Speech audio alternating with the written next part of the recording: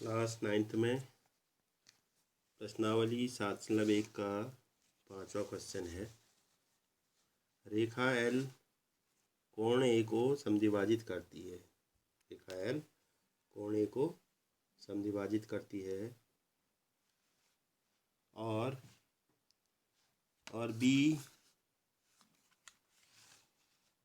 B रेखा L पर स्थित बिंदु है। बीपी और बीक्यू कोण ए को बीपी और बीक्यू कोण ए की भुजाओं पर बी में डाले गए लंब हैं। दर्शाइए कि फर्स्ट त्रिभुज APB सर्वांगसम त्रिभुज AQB और दूसरा AP बराबर AQ, ये सिद्ध करना है। तो देखो, सबसे पहले क्या करते हैं, सबसे पहले लिखते हैं दिया है लिखेंगे रेखा एल कोण ए को समद्विभाजित करती है।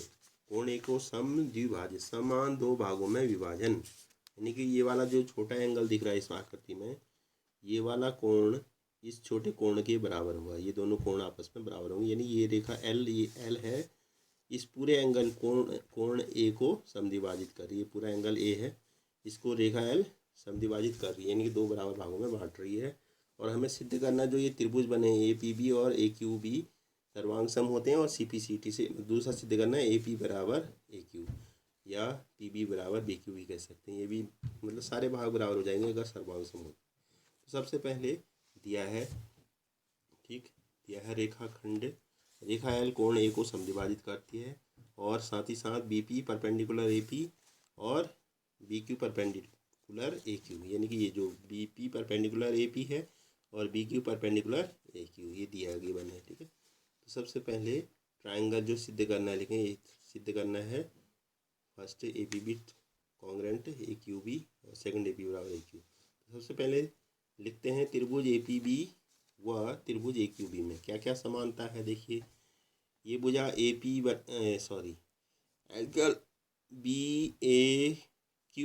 एंगल BAQ बराबर एंगल BAP, या BAP पहले लिखो या BAP बाद की हुई।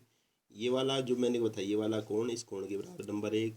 दूसरा, ये वाली भुजा कॉमन साइड है, AB बराबर AB वनिष्ठ है, इसको लिख देंगे। फिर एंगल P बराबर एंगल Q। मैं अब यहाँ पर मैं बीच में क्रम से नहीं लिखा मैंने, यहाँ पर AB बराबर AB उभयनिष्ठ लिख देंगे। उभयनिष्ठ भुजा है ये, ठीक है। ये क्या है, बीच वाली कॉमन साइड है। तो ये दो एंगल हैं, एक साइड है, यानी कि ए ऐसे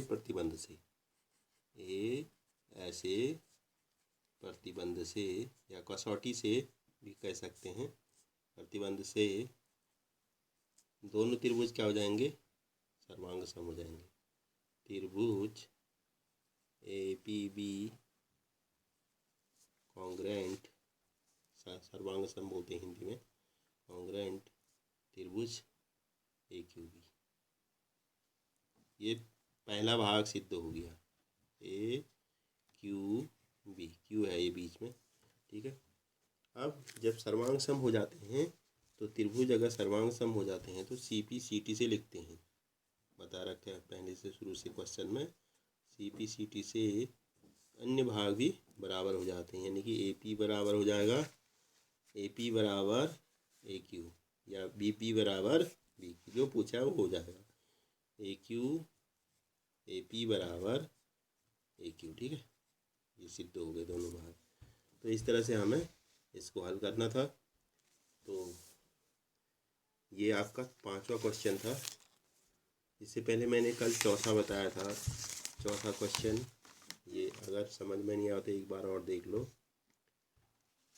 ये आकृति दी है, इसमें हमें दिया है प्रश्न में रेखा L समांतर M, रेखाखंड, दो रेखाखंड L समांतर M है तथा एक अन्य रेखा युग्म P समांतर Q इन दोनों रेखाओं को प्रतिच्छेद करती है। हमें सिद्ध करना है त्रिभुज ABC सर्वांग सम त्रिभुज ACD, ठीक है। इसके लिए हमने क्या किया था, सबसे पहले वही लिखा था प्रश्न में कि L समांतर समांतर एम तथा पी समांतर क्यू, ये दिया है। ठीक है, ये हमें दिया है। एल समांतर एम व पी समांतर क्यू, दो समांतर रेखाखंड युग्म हैं, दिया युग्म हैं। ठीक है, और सिद्ध करना है जो ये ट्रायंगल दिख रहे हैं A B C सर्वांगसम C D, ये क्रम से लेना है।